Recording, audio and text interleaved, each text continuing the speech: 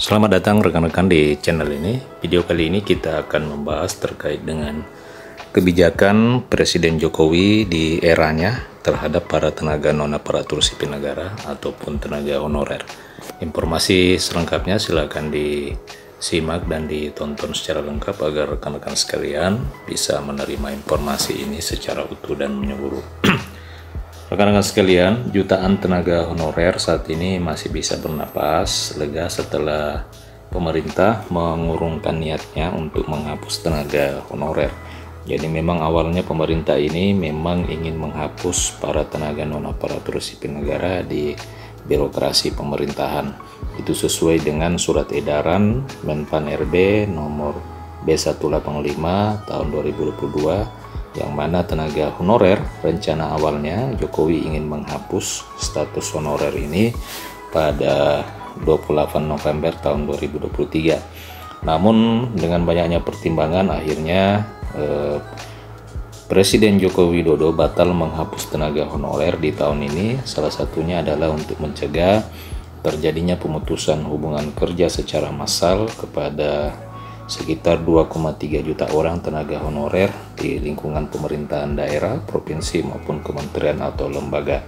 Surat edaran yang dikeluarkan pada tahun lalu itu sebenarnya tindak lanjut dari Peraturan Pemerintah Nomor 49 Tahun 2018 tentang manajemen pegawai pemerintah dengan perjanjian kerja. Di dalam peraturan pemerintah tersebut diatur berbagai ketentuan mengenai tenaga honorer, yakni P3K dilarang mengangkat PPK, maksud saya pejabat pembina kepegawaian itu dilarang mengangkat pegawai non PNS atau non P3K untuk mengisi jabatan aparatur sipil negara. Aturan ini berlaku juga bagi pejabat lain di lingkungan instansi pemerintahan yang melakukan pengangkatan pegawai non PNS atau non P3K untuk mengisi jabatan ASN yang dikenakan sanksi sesuai peraturan perundang-undangan. Selain larangan mengangkat pegawai non-ASN maupun pegawai non-PNS dalam jangka waktu paling lama 5 tahun dapat menjadi P3K apabila memenuhi persyaratan sebagaimana diatur dalam pemerintah. Jadi memang pegawai honorer itu bisa menjadi P3K apabila memenuhi persyaratan yang telah diatur. Saat ini persyaratannya tersebut yaitu harus mengikuti seleksi P3K, di mana cara ini merupakan satu-satunya jalan agar para tenaga honorer itu bisa diangkat menjadi ASN, apakah itu PNS maupun P3K. Nah, rekan-rekan sekalian, Aswar Anas menyebutkan bahwa pihaknya tengah mempertimbangkan dan mencari formula baru agar tenaga honorer saat ini tetap bisa bekerja dan mendapatkan penghasilan, sehingga salah satunya adalah Menpan telah mengeluarkan surat edaran per tanggal 25 Juli tahun 2023, di mana surat edaran itu meminta kepada pejabat pembina kepegawaian baik yang berada di pusat maupun di daerah agar segera melakukan langkah-langkah terkait dengan permasalahan dan status kedudukan ex tenaga honorer kategori 2 dan tenaga non-aparatur sipil negara. Nah, rekan-rekan sekalian, di dalam surat edaran itu diatur terkait dengan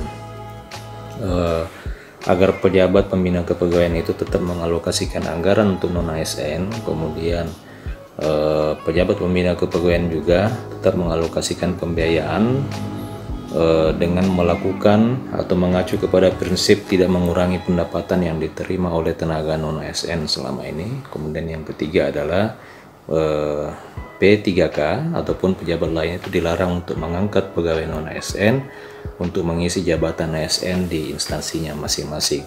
Nah, rekan-rekan sekalian, tentunya surat edaran ini menjadi secerca harapan bagi tenaga non-ASN, termasuk di dalamnya ex tenaga honorer kategori 2. Surat edaran ini juga muncul sebagai jawaban atas kejelasan status dan kedudukan ex tenaga honorer kategori 2 dan tenaga non-aparatur sipil negara, terutama setelah digadang-gadang rencana penghapusan terhadap non-ASN tersebut.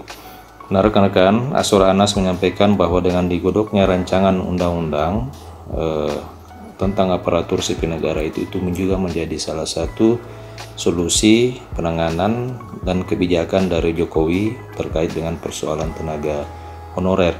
Anas menyebutkan bahwa Goodens prinsip, satu yang penting mereka itu tidak di PHK dulu, dua kemudian tidak ada penurunan pendapatan, dan yang ketiga para tenaga non-ASN ini tetap bisa bekerja. Nah, rekan-rekan, sementara itu Direktur Eksekutif Segara Research Institute, Peter Abdullah mengatakan bahwa pemerintah saat ini memang tengah kesulitan di dalam menghapus tenaga honorer. Hal ini tidak terlepas dari permasalahan birokrasi di Indonesia. Peter menyebutkan bahwa jumlah ASN saat ini sudah sangat banyak, tetapi selalu dianggap kurang dan oleh karena itu masih butuh tenaga honorer. Namun persoalannya, ketika tenaga honorer diangkat semua, maka diyakini akan menambahkan beban anggaran pendapatan, baik itu belanja negara maupun belanja daerah. Dengan cara di atas, yang seharusnya dilakukan menurut dia adalah melakukan identifikasi tugas ASN sesuai dengan rencana reformasi birokrasi dan menghitung berapa sesungguhnya jumlah ideal ASN. Dengan cara dimaksud, maka pemerintah diyakini bisa melakukan seleksi ASN yang benar-benar memenuhi persyaratan dan bisa mendapatkan gaji yang juga ideal. Namun untuk melakukan hal tersebut diakui sulit dan harus memulainya dari mana. Nah rekan-rekan, sementara itu ekonom dari Indef, Nailul Huda menyebutkan bahwa lambatnya pemerintah untuk menyelesaikan persoalan tenaga honorer ini tentu akan merugikan pegawai honorer, sebab ini menyangkut dengan kejelasan nasib tenaga honorer. Rugi karena semakin tambah umur, semakin tidak jelas status pekerjaan mereka ke depan. Huda mengingatkan bila dihapus tanpa ada skenario yang jelas, maka dampaknya itu bisa membuat kemiskinan dan pengangguran semakin meningkat. Maka ia merasa bahwa harus ada skenario agar pegawai honorer itu bisa tetap mendapatkan pekerjaan. Di samping itu, Huda juga meminta agar kementerian ataupun lembaga ini masih menggunakan tenaga honorer dan mereka juga memiliki strategi jangka menengah untuk mengurangi tenaga honorer.